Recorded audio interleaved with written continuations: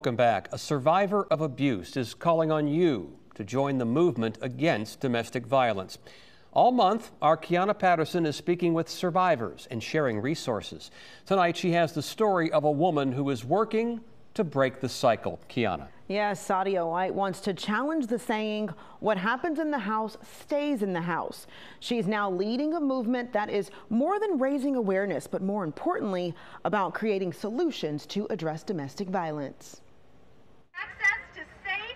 It's moments like this one in Washington, D.C. What I want most is that what happened to me to never happen to anyone else.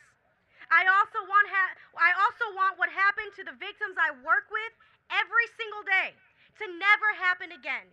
That empowers survivors of crime. The movement, the momentum of that march, everyone coming together, the diversity that was there, all ethnicities. Sadia White sharing her voice and marching alongside thousands of others. I wish that we didn't have to chant when survivors speak, change happens. I wish that we didn't have to chant, what do we want?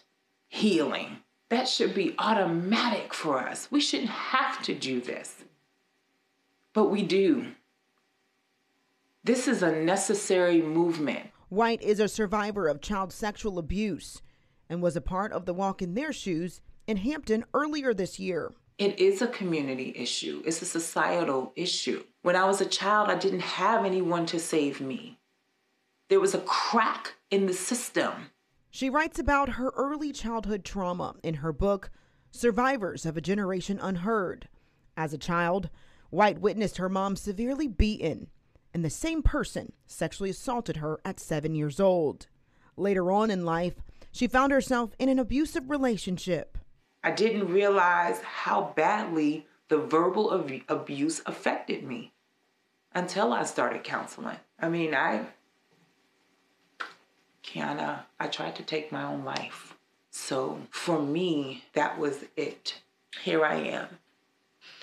And I stand for justice. The stories are of generational survivors. There's not only women, there are men generational survivors as well. And it's high time that we allow them to also empower their voices to come forth. White is hopeful that more men will come forward in her next book as she continues her movement to address sexual and domestic violence. The trauma that I have endured has been costly.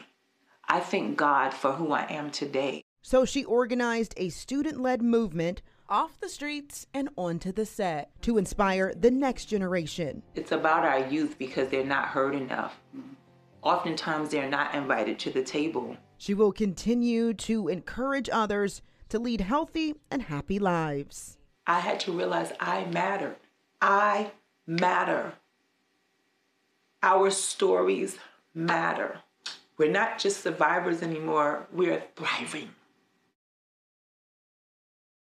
And if you'd like to learn more about generational survivors, I'll share that information over on wavy.com.